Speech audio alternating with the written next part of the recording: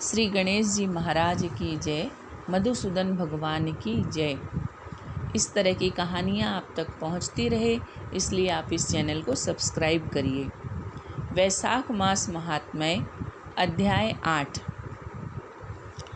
मैथिल ने कहा, हे ब्राह्मण, जल का दान न करने से इक्ष्वाकु का वंश पर 3 जन्म पर्यंत चातक होना और फिर मेरे घर में गिद्ध का होना बहुत योग्य ही हुआ, क्योंकि वह सब उस अधर्मों के कर्मों के अनुरूप हुआ है। और साधु महात्माओं की सेवा न करने से उसने गिद्ध की योनि पाई। परंतु आपने जो यह कहा कि इसे 7 जन्म तक श्वान की योनि मिली, यह बात मुझे बहुत अनुचित प्रतीत होती है। इसने संत महात्माओं को कष्ट नहीं दिया तथा कृपणों को भी दूषित नहीं किया, परंतु इसने सेवा नहीं करी। इससे निश्चय यह बात है कि उसे फल न मिलना चाहिए। अनेक प्रकार के अर्थ करना ही औरों को कष्ट देना है। बिना कारण ही इसे कुयोनि क्यों मिली? हे विप्रवर, मैं आपका प्यारा शिष्य हूँ और मेरे इस संशय को आप दूर कीजिए। राजा के इस प्रश्न को सुनकर महायशस्वी श्रुतदेव धन्य धन्य कहने को उद्यत हुए। हे राजन, हे पाप रहित, जो तुमने पूछा है मैं उसका समाधान कहता हूँ। यही कैलाश के शिखर पर शिवजी ने पार्वती जी से कहा था। सब लोकों की रचना कर उनकी आमुष्मिक यही 2 प्रकार की स्थिति बनाई। हेतु की स्थिति के निमित्त प्रत्येक 3 भेद माने हैं, यथा जल सेवा, अन्न सेवा और औषधि सेवा। हे महाभाग, ये तीनों यही इस लोक की स्थिति के हेतु हैं। ऐसे ही इस श्रुतियों में पारलौकिक स्थिति के भी 3 हेतु हैं, साधु सेवा, विष्णु सेवा और धर्म सेवा।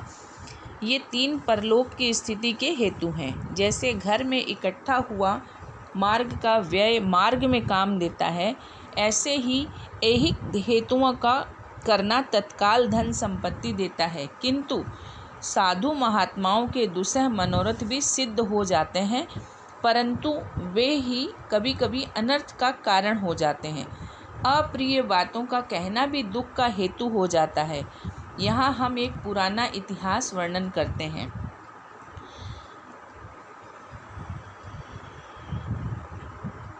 यह इतिहास पाप नाशक है और ऐसा अद्भुत है कि श्रवण करने से रोमांच ही आते हैं। यज्ञ दीक्षा में उपगत दक्ष प्रजापति एक समय महादेव जी को बुलाने के लिए कैलाश पर गए। उन्हें देखकर उन्हीं की भलाई सोच महादेव जी ने उठकर आदर नहीं किया। शिवजी ने सोचा, मैं संपूर्ण देवताओं का गुरु, वेद द्वारा जानने योग्य सनातन हूँ। ये चंद्रमा और इंद्र आदि सब देवता यज्ञ भाग लेने वाले सेवक हैं। स्वामी सेवक के आने पर नहीं उठता। ऐसे ही पति स्त्री के लिए, गुरु शिष्य के लिए नहीं उठता है। यही शास्त्र वेत्ताओं का मत है। गुरुत्व में संबंध कारण नहीं होता। यही श्रुति का वाक्य है। जिसमें बल, दान, तप और शांति अधिक होती है, वो औरों का गुरु है और नीच ही भृत्य सेवक होते हैं। जो स्वामी स्वयं भृत्य आदि के लिए उठते हैं, उनका आयु, धन और यश तत्काल नष्ट हो जाते हैं। इसलिए मुझे उठना उचित नहीं है। यह मेरा प्यारा ससुर है। ऐसा विचार कर दक्ष प्रजापति की भलाई सोच महादेव जी आसन से न उठे। जब प्रजापति ने देखा कि महादेव ने उठकर मेरा आदर नहीं किया, तो उन्हें बड़ा क्रोध आया और अनेक प्रकार से महादेव जी के आगे ही निंदा करने लगे कि आश्चर्य, इस अकृतात्मा दरिद्री, इसको बड़ा अहंकार है। इसका धन केवल एक बूढ़ा बैल, जिस पर केवल चर्म ही शेष रह गया है, कपाल की हड्डी धारण करते हैं और अत्यंत पाखंडी हैं। ऐसे वृथा अहंकारी का भगवान कैसे कल्याण करेंगे? यह कोई शुभ कर्म नहीं करता और महा अपवित्र है। इसे भी विद्वान मनुष्य अच्छी तरह जानते हैं। दरिद्रता के मारे शीत से व्याकुल इस पवित्र हाथी के चर्म को ओढ़ते हैं। शमशान में घर है, सर्पों के आभूषण रखे हैं। न इसके धीरज है न ज्ञान है। उस भस्मासुर से दूर भाग गया है। रात दिन भूत प्रेत पिशाच संग में ऐसे ऐसे दर्जन रह रहे हैं। इसके कुल का कुछ ठिकाना नहीं है। न महात्मा इसकी प्रशंसा करते हैं। दुरात्मा नारद ने पहले व्यर्थ बड़ाई की, उसी के बताने से मैंने अपनी कन्या सती का विवाह इसके संग कर दिया। यह भी अलग धर्म वाली हो गई। इसी को अपने घर में सुखपूर्वक वास करावे ऐसा भी नहीं। मैं इसे कभी नहीं सह सकता। मेरी पुत्री से भी मुझे कुछ प्रयोजन नहीं। जैसे कुम्हार का घड़ा चांडाल के हाथ में पहुंच जाने कर किसी काम का नहीं रहता, ऐसे ही विमूढ़ आत्मा दक्ष ने सती और शंकर को निमंत्रण नहीं दिया और अनेक प्रकार के कुवाक्य कहकर चला गया। तदनंतर यज्ञ स्थान में जा ऋत्विक और मुनियों को संग ले विधि पूर्वक यज्ञ करने लगा। श्री शंकर जी की निंदा करता रहा। ब्रह्मा और विष्णु को छोड़ सिद्ध, चारण, गंधर्व, यक्ष, राक्षस और किन्नर आदि देवता यज्ञ में आए। तब सती को बड़ी इच्छा हुई कि किसी प्रकार से यज्ञ का उत्सव देखूं और अपने कुटुंबियों से मिलूं। स्त्रियां स्वभाव से चंचल होती हैं। महादेव जी ने कहा तुम मत जाओ, परंतु उसने एक भी न मानी और जाने की मन में ठान ली। महादेव जी बोले, हे वरवर्णिनी, सभा में बैठकर मेरी सदा निंदा करते हैं, जो तुमसे न सही जाएगी। तुम निश्चय शरीर त्याग दोगी। मैंने भी घर की इच्छा से असह सहन किया है, ऐसा तुमसे न हो सकेगा।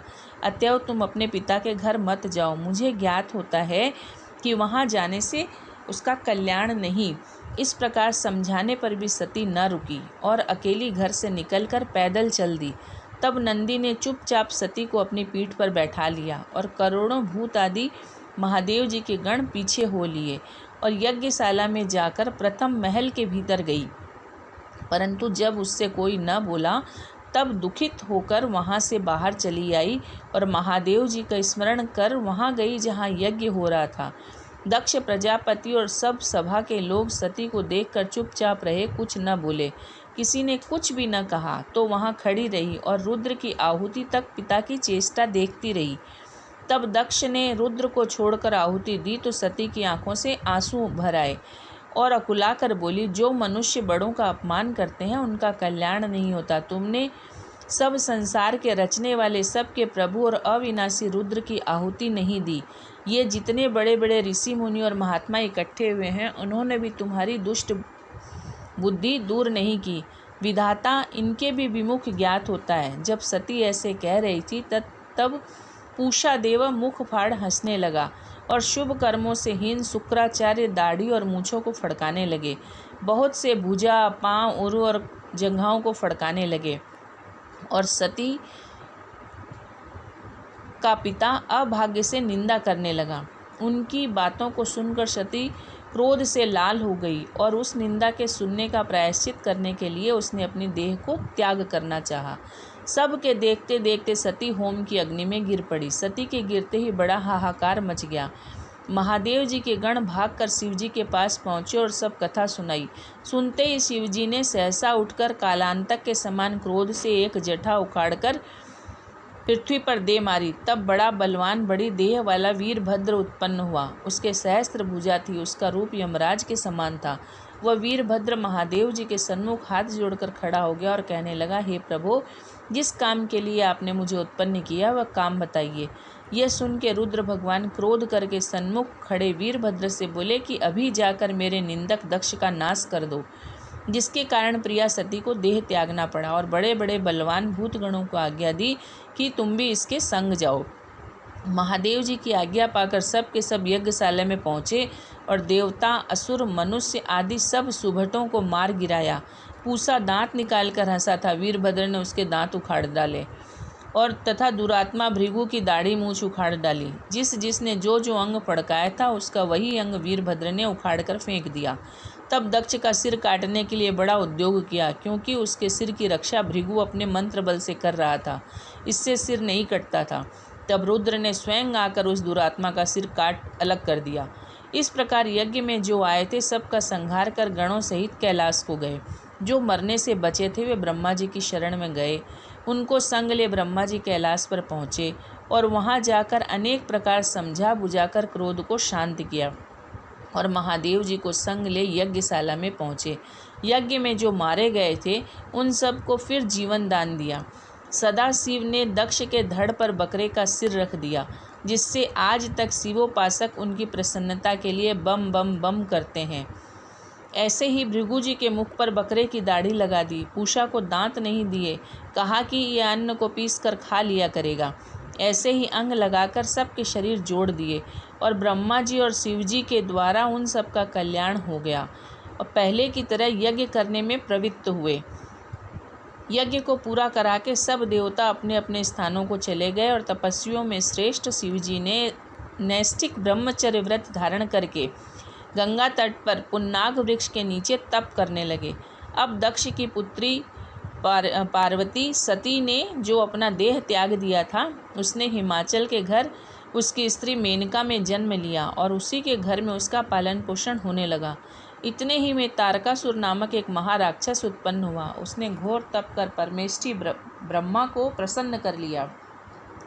तो ब्रह्मा जी ने उसे वर दिया कि तू देवता, राक्षस, मनुष्य या नाग किसी से न मरेगा, किसी प्रकार के आयुध हथियार से न मरेगा, किंतु जब रुद्र भगवान का महाबली पुत्र होगा वह तुझे मारेगा। लोक पिता में ब्रह्मा ने उसे ऐसा वर दिया तो उसने सोचा कि महादेव जी के स्त्री नहीं है, उनका पुत्र कैसे मारेगा। ऐसा सोच राक्षस बोला तथास्तु। वर पाकर तारक अपने घर जा सबको सताने लगा। उसने सब देवताओं को दास कर लिया और उनकी स्त्री उनके घर में दासी बनकर बुहारी देने लगी। जब उसने देवताओं को बहुत सताया तो वे ब्रह्मा जी की शरण में गए और उनके दुख को सुनकर ब्रह्मा जी बोले, देवताओं, वर देते समय मैंने कहा था कि शिव जी के पुत्र के बिना तेरा वध कोई नहीं कर सकता, इसलिए बिना शिव जी के पुत्र के उसका वध असंभव है। एक उपाय करो।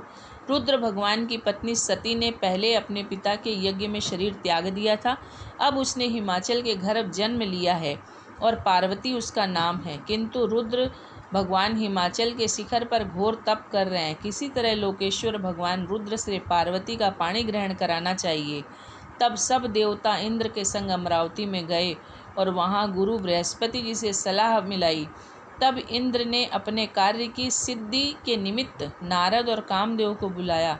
जब वे दोनों आए तब इंद्र कहने लगा, हे नारद, तुम हिमाचल के घर जाकर ये समझाओ कि पूर्व जन्म में दक्ष की पुत्री और शंकर जी की पत्नी है, तेरी पुत्री हुई है। दक्ष की कन्या के वियोग में महादेव जी शिखर पर तप कर रहे हैं, अतः उनकी सेवा के लिए उनकी प्रिय पत्नी को नियुक्त कर आपकी पुत्री उन्हीं की पत्नी होगी और वे उसके पति होंगे।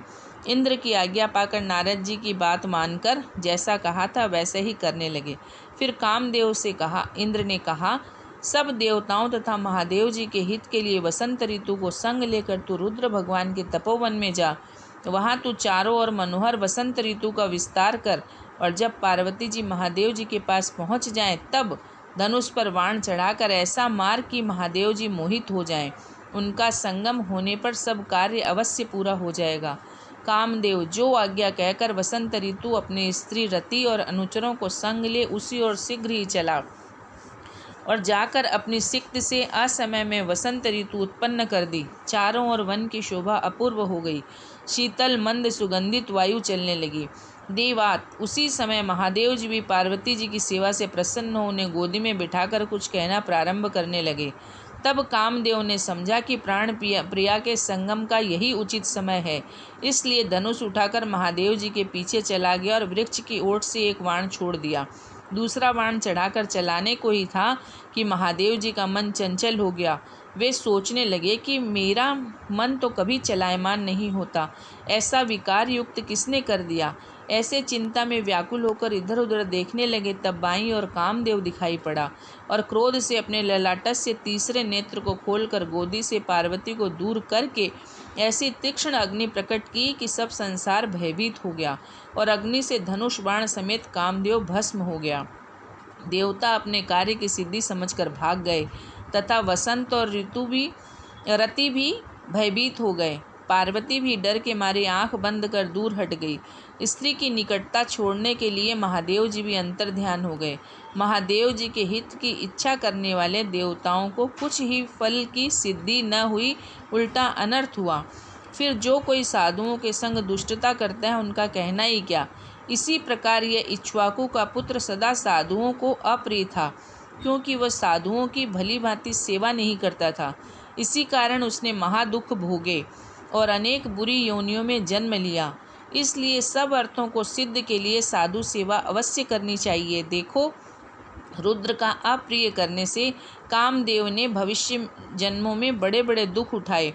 जो रात दिन इस पुण्य चरित्र रूपी इतिहास को सुनते हैं वे जन्म, मृत्यु, बुढ़ापा आदि से निसंदेह छूट जाते हैं। लोग मधुसूदन भगवान की जय।